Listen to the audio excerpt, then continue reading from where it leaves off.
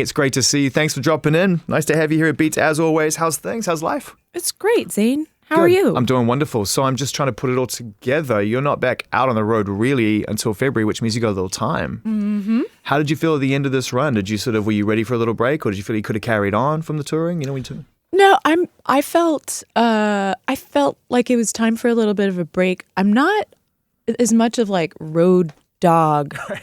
I have so many other things I want to be doing, like making new music. And You toured. I feel like you toured the album previous to this really hard, though. I felt like I really did. like 2 years, like nonstop. I really did. Yeah. And is that when you kind of realized, like, I ain't that road dog? Well, there's so many things I want to do. Yeah. And performing's definitely one of them. It's very, very top of the list, but I want to write scripts. I want to go and make new music and do things like that. Yeah. So I came back and I just like immediately went back into my studio. Oh, good. So so nice. Wow. Joy. And just no stress, no campaign nonsense, just like I'm going to make. I'm just making. Oh, I love that, man. I know. And it's so, like, this is what I keep trying to tell my friends who sort of come back after 3-4 years of making records. I'm like, look, do it in your own pace. Don't get me wrong. But just understand what we see is the attention that people have now is so much faster. Why not just break it up into a few things and put things out every 4 months? I feel that. I mean, yeah, I think, Jack Antonoff, my bro and co-producer of this record. Yeah. We talked a lot about like how the real, as far as live shows go, the real indicator of fandom though is still the live show. Yeah, yeah. Can you sell hard tickets? Can you sell hard tickets? Exactly. Are people willing to give up their Tuesday, Wednesday, to come see you? Because it's money and time. That's what people have. Really, that's what people have to spare, but sparingly. Now is money and time. And so if you think about like, okay, it's great to stream and everything else, but once people pay their subscription, then you enter into this area where it's like, okay, how does the record factor into my life today? But if I'm putting something in my diary and I'm parting with a few bucks, this better be good. This better be good. This better be good. And you know what? And that puts, I think... You know what? You're really good. Yeah. And you know what? So come see the Fear the Future Tour 2018. But for real, it puts more incentive, I think, and pressure on artists to be effing great. Yeah. You have to be. You have to be. Or else get out of here. Get out of here, man. Yeah. But not yet. Hey, man, the mixtape delivery service, I just love that it's back. It's just like every week I got to make an appointment to listen to it. It's been incredible, and I can't wait for the one today, and I want to talk about that in a second. But first, I want to focus on Los Ageless, which seems to be really picking up some steam right now, and people are finally identifying just the genius of this album. It's really happening. And I want to talk specifically about the sound. The beginning. Where did that come from? Like, what is that? That's me and Jack screaming. The two of you screaming together? That's me and Jack going, And how many takes did it take when you do the one? I think it was just the one. Good news, I don't think that was labored over. That's because love songs are really hard. Yeah. That's because they're really hard to make not whack. A love song. Tough. I mean, Paul McCartney said it best. What's the lyric? Something about who needs another love song. Yeah, that's right. I thought you were looking at me. I was like, I don't know what's in your mind. Look at me to fix Paul this. McCartney said it best. I do not remember. But something about the world not needing another love song. No, that's awesome. I do want to say, though, early days, there was a write-up of the album, and a reviewer thought that the lyric was, I try to write you a love song, but it comes out in a melt. And it's what kind of melt? Yeah, I know. And the melt is just like kind of a really gross word. Like, when I think of melt, I think of like... Is that one of your least favorite words, melt? Well, it's not on the least favorite list, but it's like, when I think of melt, I think of tuna. Yeah. Or I think of like one of those like calcium things for old people that melts on their tongue. When I think about about they have it, soft teeth. There is no like particularly like nice feeling connotation around the word melt. Ugh. Even if you have a delicious tuna melt, it's covered in cheese, and afterwards you're going to feel terrible. Yeah, you know that.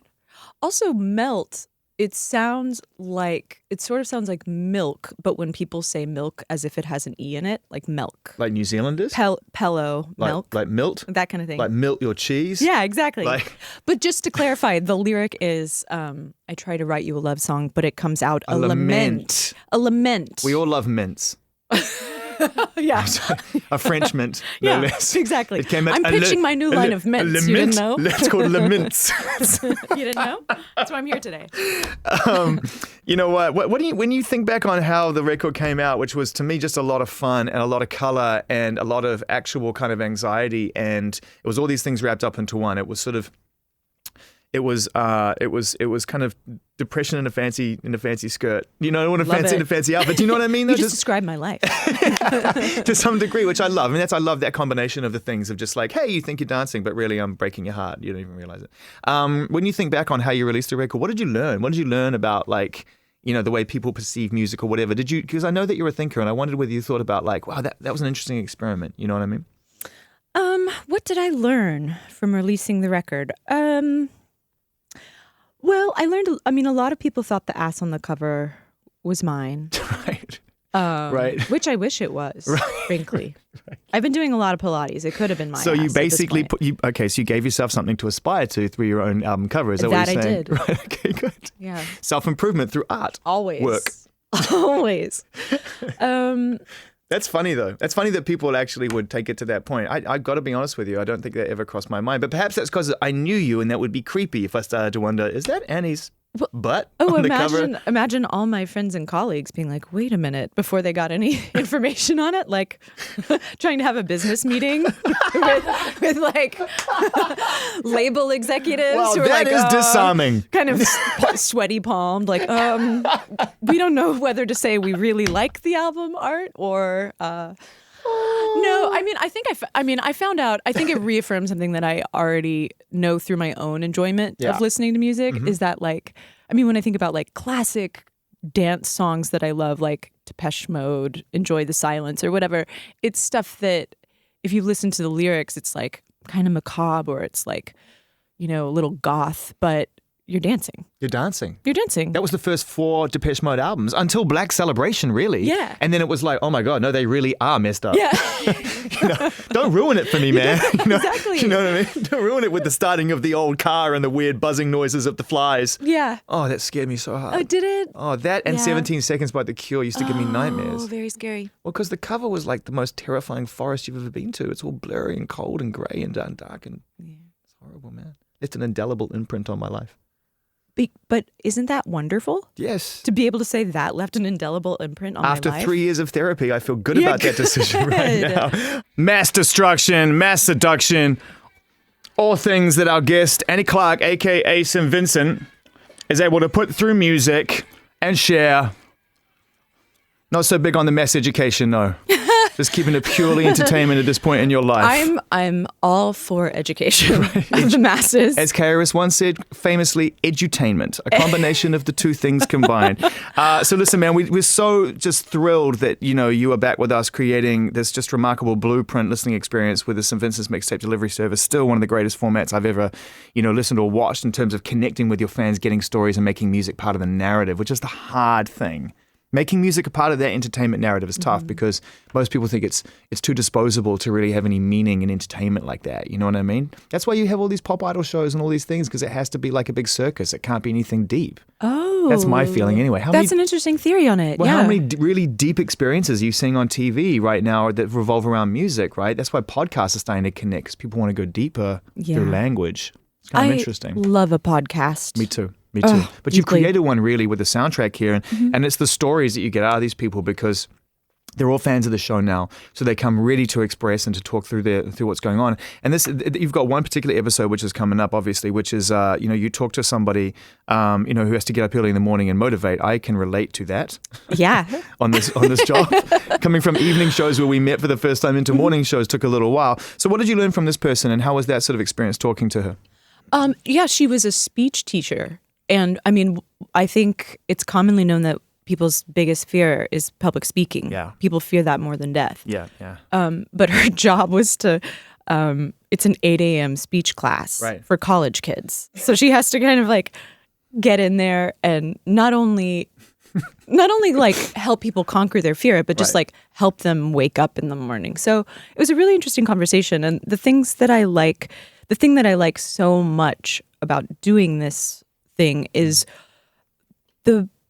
how people feel so comfortable talking about really intense things with me because we've connected through music. That is miraculous. Well, to they've me. connected through your music, which is, I'm sure, what you're referring to, as well as the music that you select for the show. And so they understand that you are a transparent human being within your art. And so why would you hold anything back from someone who puts it all out there themselves? That is a wonderful way to put it. Also, people are fascinating. They really are, People man. are fascinating. They really are. We all think we have to go and find the most fascinating person in the world, but the curiosity factor is everywhere. Every single person is fascinating. Did you know Jeremy over here used to be a world-class equestrian when he was 12? Did you really? No. Did you know that Morgan... did you...